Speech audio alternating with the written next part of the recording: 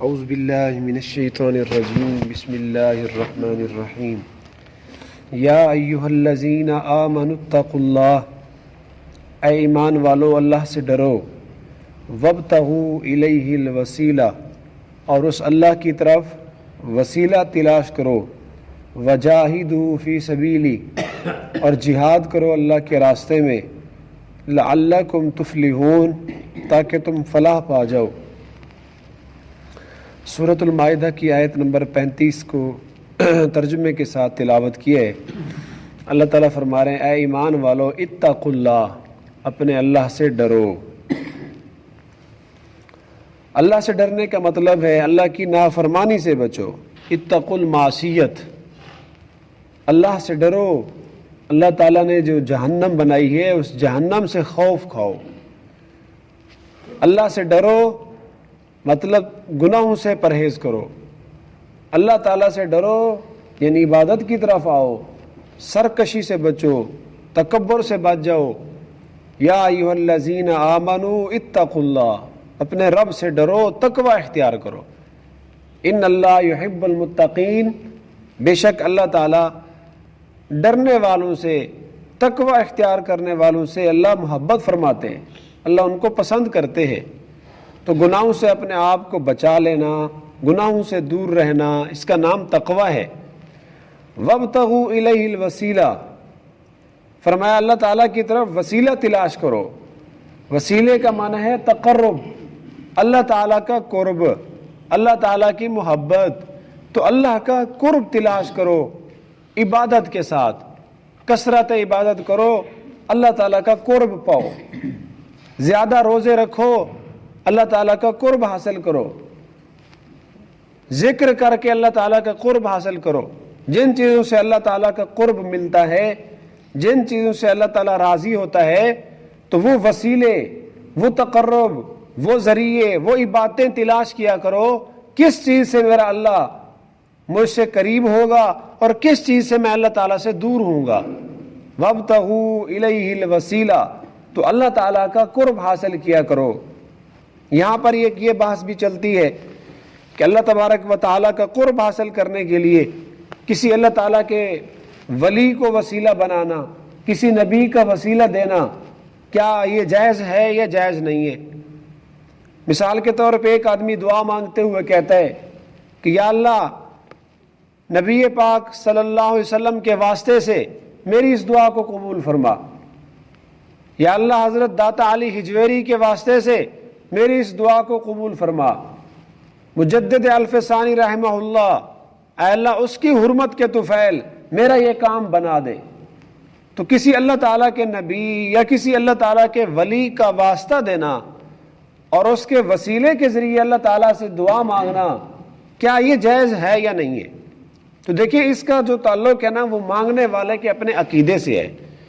اگر کوئی مانگنے والا اس کا عقیدہ یہ ہے جس کا میں وسیلہ دے رہا ہوں، یہ اللہ کا نبی یا اللہ کا ولی، یہ حاضر ناظر ہے، عالم الغیب ہے، مختار کل ہے، اور یہ اللہ تعالیٰ سے کام کروا لے گا، زبردستی بھی کروا لے گا۔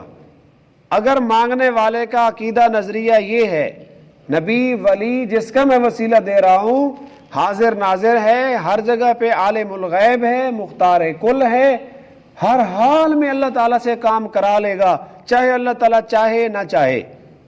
اگر مانگنے والے کا، وسیلہ دینے والے کا نیت اور ارادہ عقیدہ یہ ہے، پھر تو ہر حال میں ایسا وسیلہ دینا کفر ہے، شرک ہے۔ یہ وہی عقیدہ ہے جو مشرکین مکہ کا تھا۔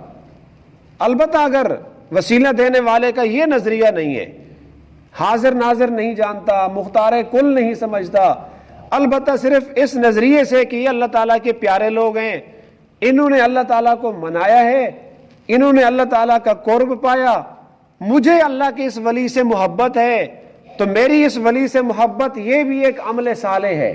اللہ تعالیٰ کے ولیوں سے محبت کرنا یہ بھی عمل صالح ہے، تو میں اس عمل صالح کے واسطے سے اللہ سے مانگ رہا ہوں۔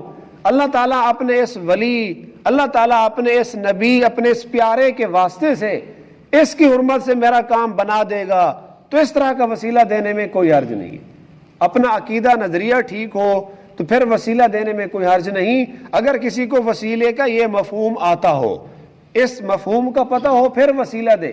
اگر کسی کو اس وسیلے کا مفہوم کا پتہ نہیں ہے تو پھر کسی 4-5 لوگوں کے سامنے وسیلہ دینا پھر یہ بھی جائز نہیں ہے، کیونکہ لوگوں کو پتہ نہیں ہوگا وسیلے کا مفہوم کیا ہے۔